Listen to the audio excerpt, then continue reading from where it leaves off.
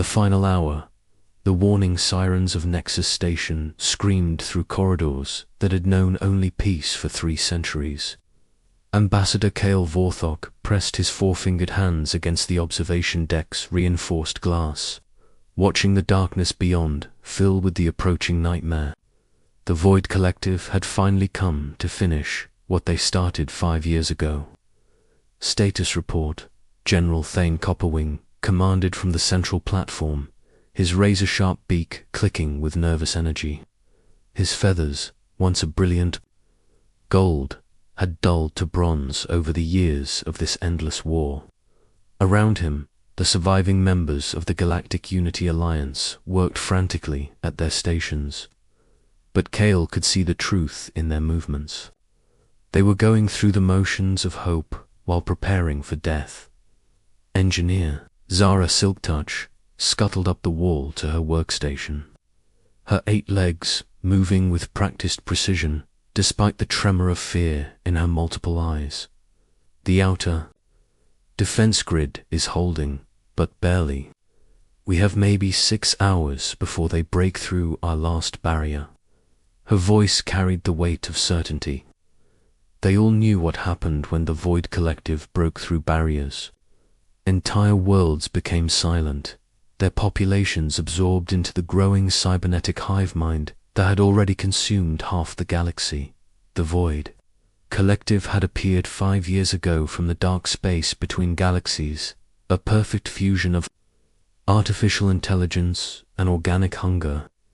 They didn't destroy worlds, they converted them. Every living being became part of their network, their consciousness absorbed, while their bodies were enhanced with mechanical parts. They were efficient, relentless, and had never been defeated. Kale turned away from the approaching fleet, his blue-scaled face reflecting the emergency lighting. As the last surviving member of the diplomatic corps, he carried the weight of 67 species on his shoulders. The Terran hegemony, the crystalline communes, the gaseous entities, the machine collective, all had fallen. Only the core worlds remained, and now only Nexus Station. "Sir," a young Zentari technician called out, his voice breaking. "We've received surrender offers from the collective. They promise to preserve our essential memories and personalities if we submit willingly." The control room fell silent, except for the constant hum of failing systems. Kale had seen those preserved personalities. They were shadows, echoes of who they once were, serving the collective's will while believing they were still free. "There has to be another option," Kale said, though his voice lacked conviction. They had tried everything. The ancient weapons of the predecessor civilization had failed. The reality warping abilities of the psionic consortium had been turned against them. Even the planet killer weapons of the militant species had only delayed the inevitable. General Thane's head snapped up, his predatory eyes fixing on something beyond the room. "What about the Forbidden Archives?" Zara's legs clicked against the metal floor as she descended. "The Forbidden Archives haven't been opened in 300 years. The Council sealed them after the exile." The exile, Kale whispered the words, that had haunted the Alliance for centuries. 300 years ago, humanity had been part of the Galactic Unity Alliance. They had been valued members, contributing their unique perspective and surprising ingenuity to the galactic community. But then came the Krex Rebellion. The Krex had been a militant species that rejected the Alliance's peaceful coexistence policies. They had started a war that threatened to tear apart everything the Alliance had built. The other species had voted for diplomatic solutions, economic sanctions, and patient negotiation. The humans had voted for immediate military action. When the Alliance refused to act decisively, the humans had acted alone. They had ended the Krex Rebellion in 6 months, but their methods had terrified the other Alliance members. The humans had fought with a combination of tactical brilliance and ruthless efficiency that no other species could match. They had won the war, but in doing so, they had revealed something about themselves that made their allies uncomfortable. The Alliance had voted to exile humanity, claiming they were too dangerous to remain. The humans had accepted the decision without protest, but not without disappointment. They had gathered their fleets and colonies and departed for the rim of the galaxy, where they had remained ever since. The archives contained the old communication codes, Zara said slowly, the quantum entanglement frequencies we used to contact Earth before the exile.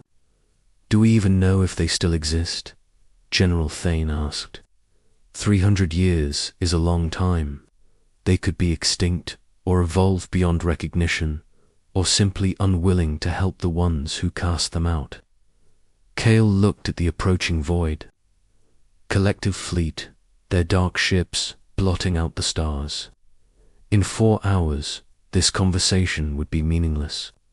They would all be part of the collective, their individuality absorbed into the greater whole. What did they have to lose? Open the archives. He commanded. The journey to the deepest levels of Nexus Station took them through corridors that had been sealed since the exile.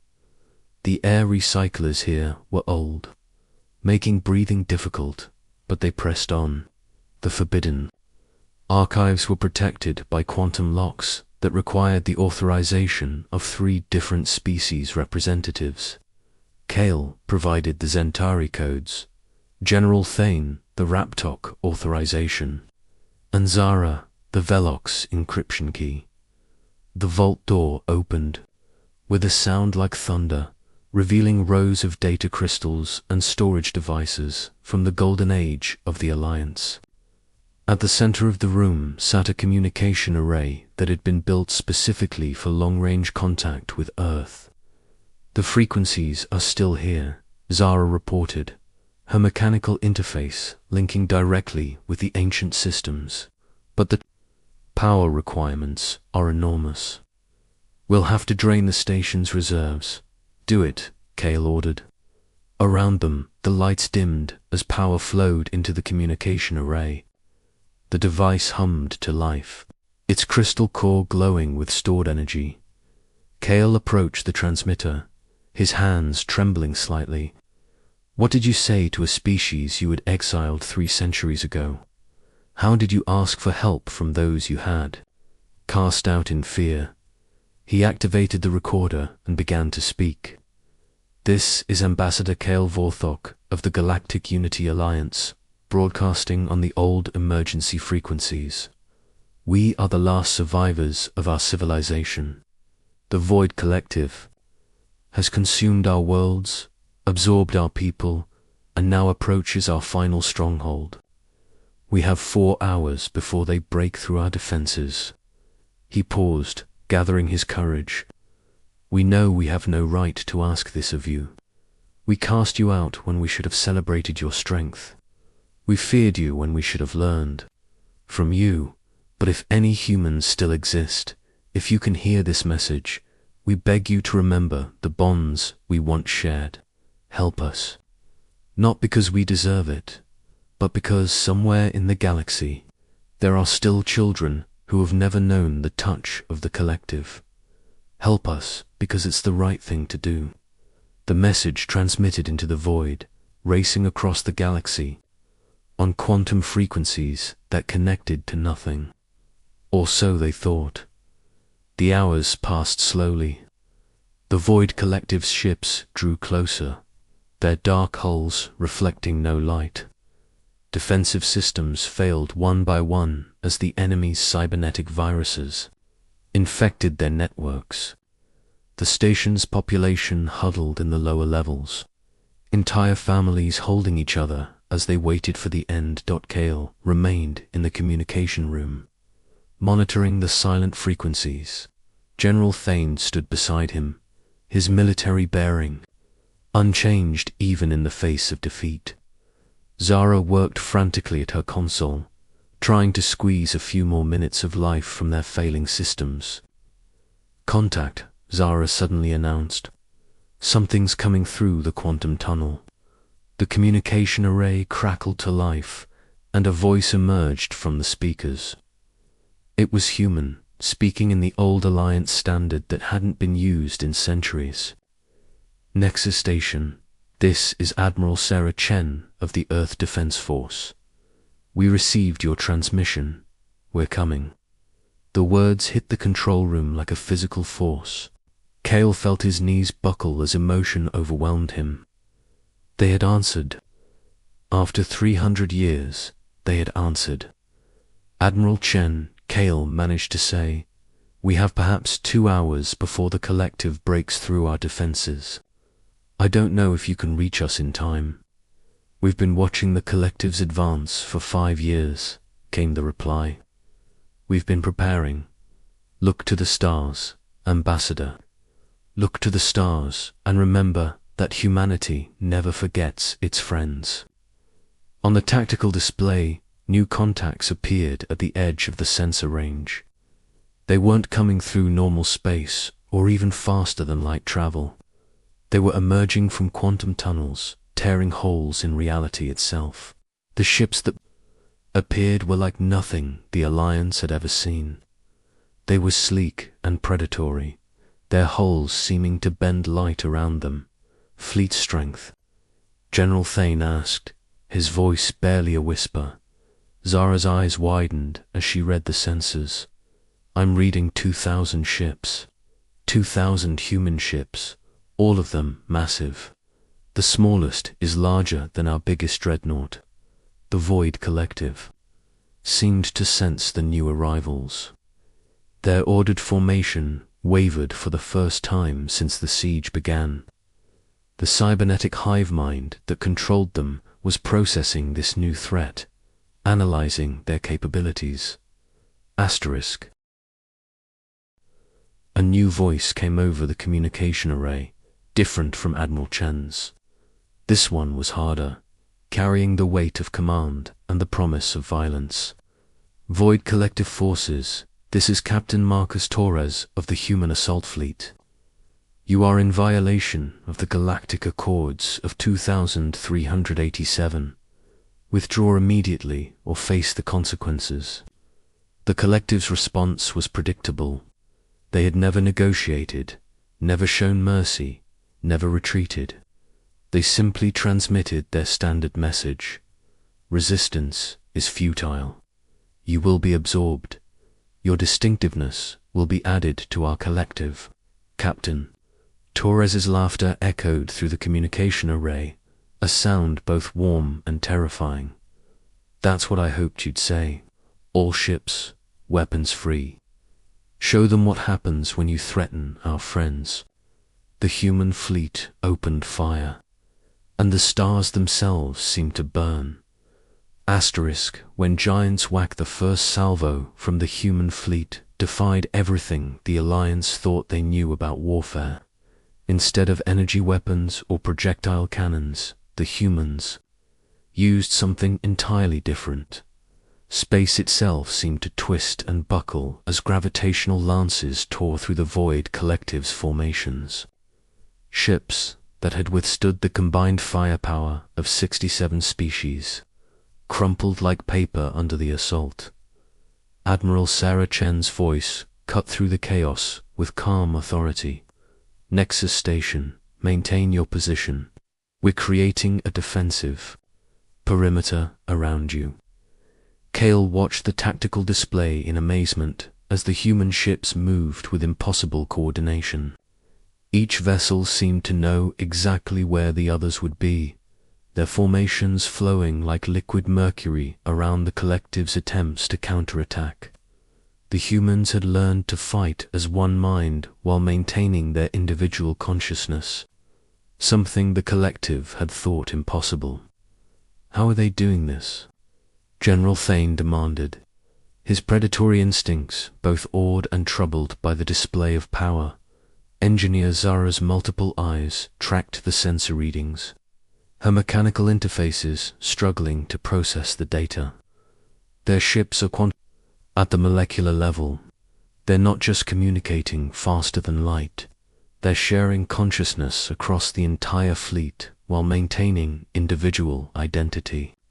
It's like they've become a collective that preserves the self. The Void Collective's response was swift and brutal. Their ships began to merge, combining their mass and processing power into larger, more powerful units. The dark hulls flowed together like liquid metal, creating massive superstructures that bristled with weapons and computational arrays. Chen to Nexus Station. Admiral Chen's voice carried a note of respect. Your defensive grid is actually holding them back. We've been studying your technology for 300 years, and we're impressed. You've been watching us? Kale asked, surprise coloring his voice. We never left, came the reply. We just moved to the shadows. Humanity learned that sometimes the best way to protect your friends is to watch over them from a distance. The revelation sent shockwaves through the command center. For 3 centuries, they had believed humanity was gone, lost to the rim of the galaxy. Instead, they had been guardians, watching and waiting. A new voice joined the communication, warm and familiar with the accent of the old Earth colonies. Nexus Station, this is Dr. Elena Vasquez, xenobiologist and diplomatic attaché. Ambassador Kale, we've been following your career for decades. Your work on the Centauri Accords was brilliant. Kale felt tears streaming down his scaled face. They had been watching, learning, caring about the Alliance even after their exile.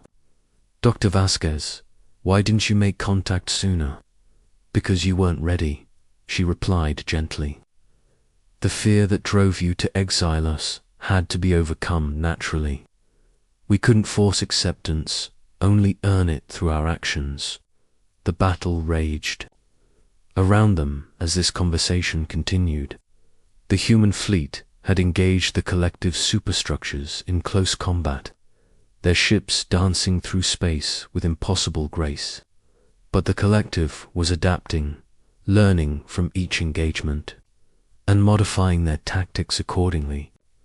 We need to end this quickly, Captain Torres announced, his voice strained with effort. The collective is learning too fast. They're adapting to our gravitational weapons. Admiral Chen's response was immediate. Initiate Protocol 7.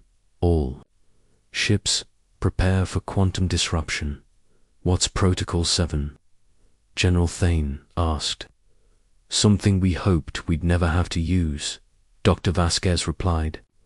We're going to attack the collective's quantum consciousness directly. The human ships began to emit a strange harmonic frequency, a sound that seemed to resonate through subspace itself. The collective's ships suddenly stopped moving, their formation freezing in place as if time itself had stopped. The collective exists as a quantum consciousness spread across multiple dimensions, Dr. Vasquez explained as she worked. We're disrupting their ability to maintain coherence across space-time. Without their collective consciousness, they're just empty ships. But the collective had one final gambit. The largest of their superstructures began to glow with a sickly green light, and the fabric of space around it started to tear. They were opening a portal, not to another location, but to their home dimension where the rest of their infinite fleet waited. They're calling reinforcements, Zara reported, her voice filled with horror. The portal is stabilizing. I'm reading. Millions of ships on the other side.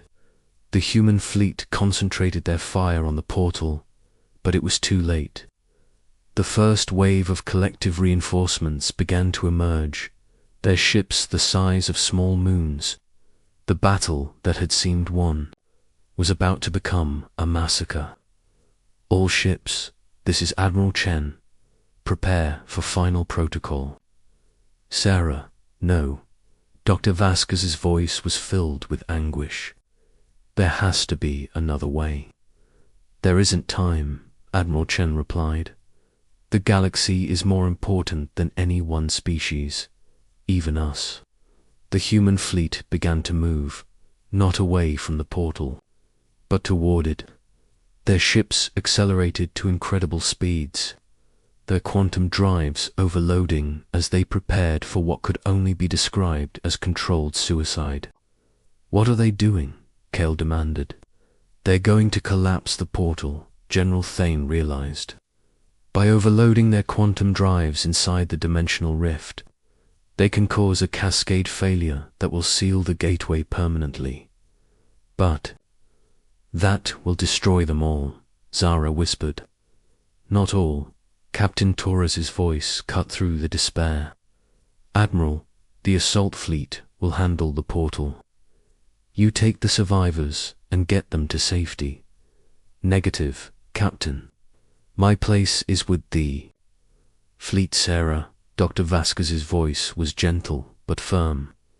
"The galaxy needs to know what happened here. They need to know that humanity came when called, that we never abandoned our friends. Someone has to tell the story." The sacrifice was swift and absolute. The human assault fleet plunged into the dimensional portal, their ship's quantum drives overloading in a cascade of artificial supernovas. The portal collapsed in on itself, taking the collective reinforcements with it. The remaining collective ships, cut off from their dimensional consciousness, simply stopped functioning. In the aftermath, space was filled with the debris of a war that had spanned half the galaxy. The Void Collective was gone, their threat ended by the sacrifice of beings they had never understood. The human survivors, perhaps 200 ships from the original fleet of 2,000, gathered around Nexus Station. Admiral Chen's voice came through the communication array, heavy with loss but steady with purpose. "Nexus Station, the immediate threat is over. The collective's quantum consciousness has been disrupted permanently. It will take them centuries to rebuild, if they ever can." "Admiral," Kale said, his voice thick with emotion, "we can never repay what you've done for us." "You already have," she replied. "You called us friends. That's all the payment we ever wanted." The months that followed were a time of rebuilding and reunion. The human survivors worked alongside the Alliance species to restore the damaged worlds, their advanced technology helping to heal the scars left by the collective. But more than that, they helped heal the psychological wounds left by centuries of separation. The exile was formally ended by unanimous vote of the Reformed Alliance Council. Humanity was not just welcomed back, they were honored as the saviors of galactic civilization. But the humans seemed more interested in quiet cooperation than grand ceremonies. "Why?" Kale asked Admiral Chen during one of their private meetings. "Why did you sacrifice so much for us?" Chen smiled, her weathered face reflecting a lifetime of hard decisions. "Because that's what friends do. They watch out for each other, even when it's difficult, even when it's dangerous, even when it costs everything." And in the depths of space, on the edge of known reality, the quantum echoes of the battle still resonated. The Void Collective was gone, but the legend of humanity's return had just begun. The galaxy had learned that when you call Earth, when you ask for help from those you once feared, they will come. They will always come, because that's what humans do. They remember their friends, they honor their bonds, and they never, ever give up. The last signal had been answered. The giants had awakened, and the galaxy was safe once more. Asterisk.